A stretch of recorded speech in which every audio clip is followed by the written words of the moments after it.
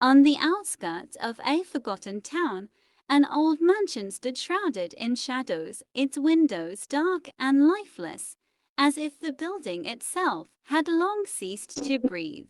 The townsfolk whispered tales of a dark night, where the mansion would come alive with eerie sounds, creaking floors, and the unsettling sensation of unseen eyes watching from every corner. One fateful evening, a group of friends, Mia, Jack, Lily, and Tom, decided to spend the night in the mansion, determined to prove the rumors wrong.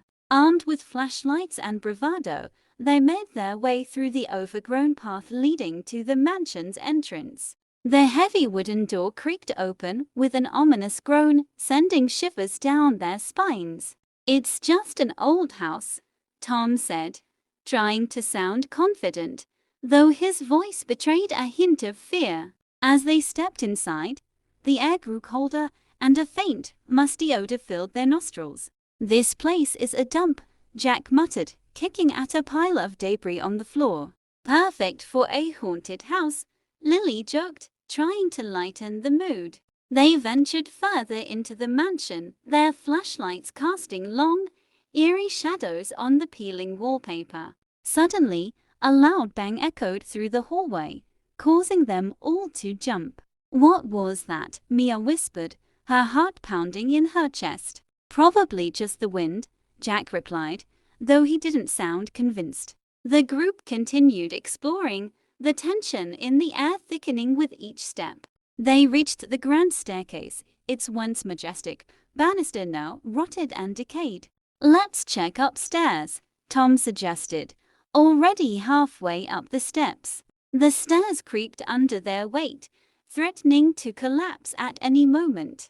As they reached the second floor, the temperature seemed to drop even further. "This is getting creepy," Lily said, her voice trembling. They entered a large bedroom, the bed draped in a dusty, moth-eaten canopy. "I bet this was once the master bedroom," Mia speculated, shining her flashlight around the room. Suddenly, the door slammed shut behind them, trapping them inside. "Okay, who did that?" Jack asked, trying to keep his cool. "It wasn't me," Tom exclaimed, his eyes wide with fear. They tried to open the door, but it wouldn't budge, as if something or someone was holding it closed. "This isn't funny, guys," Lily said, panic rising in her voice. The lights in the room flickered, casting eerie shadows that seemed to dance on their own. "Maybe we should leave," Mia suggested, her voice shaking. Just then, they heard a faint giggle, echoing through the room like a distant memory. "Did you hear that?" Tom asked, his face pale. "It sounded like a child," Jack whispered, his heart racing. The giggling grew louder, more sinister, as if mocking their fear. "There's no way a child is here," Lily said, trying to rationalize the situation. The bed creaked as if someone was sitting on it, though the mattress remained untouched. "Let's get out of here," Mia urged, her hand shaking as she reached for the doorknob again. Suddenly, the door flew open, slamming against the wall with a force that sent dust flying into the air. Without hesitation, they bolted out of the room, running down the hallway in a blind panic. The giggling followed them, echoing off the walls like a haunting melody. "This isn't happening," Jack muttered, trying to make sense of the situation. They reached the staircase, but instead of the grand staircase they had climbed, they found a spiral staircase leading down into darkness. "This wasn't here before," Tom said, staring at the stairs in disbelief. "Where does it go?" Lily asked, her voice barely a whisper. "Only one way to find out," Jack said, trying to sound brave. They descended the spiral staircase, the walls closing in on them as they went deeper into the mansion. The air grew damp, and the smell of mildew was overpowering. "I don't like this," Mia said, her voice echoing in the narrow stairwell. At the bottom of the stairs, they found themselves in a small, dimly lit room. In the center of the room stood an old, rusted mirror, its surface tarnished with age. "What is this place?" Tom asked, looking around the room with unease. "Looks like some kind of basement," Jack replied, shining his flashlight on the walls. The mirror seemed to glow with an unnatural light, drawing their attention. "Do you see that?" Lily asked, pointing at the mirror. "It's just a mirror," Tom said, though his voice wavered.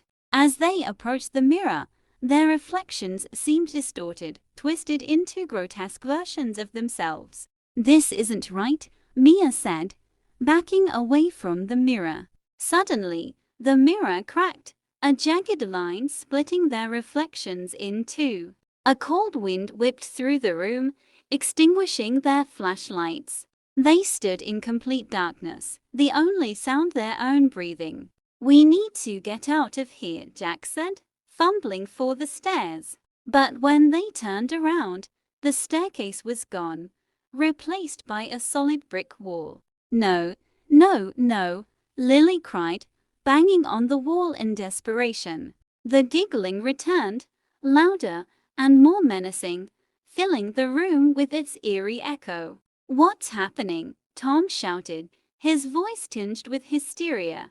The mirror began to glow again, but this time, a dark figure appeared in its reflection.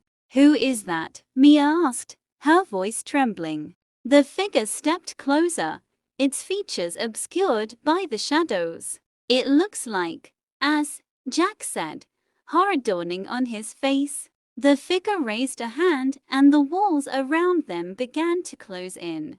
"We have to do something," Lily screamed, backing away from the mirror. But there was nowhere to run. The walls were closing in too fast. The figure in the mirror reached out, its hand pressing against the glass. Suddenly, the glass shattered and the figure stepped out of the mirror. "No, this can't be real," Tom shouted, trying to deny what was happening. The figure loomed over them, its face still hidden in darkness. "What do you want?"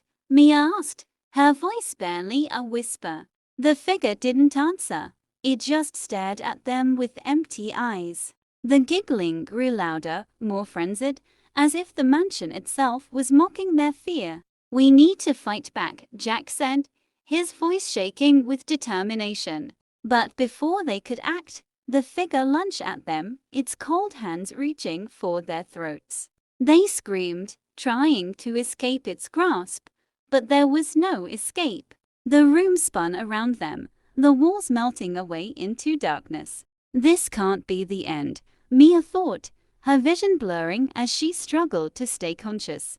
Just as everything seemed lost, the room suddenly filled with light. The figure recoiled, its shadowy form dissipating in the brightness. "What's happening?" Lily asked, shielding her eyes from the light. The light grew brighter, enveloping them in its warmth.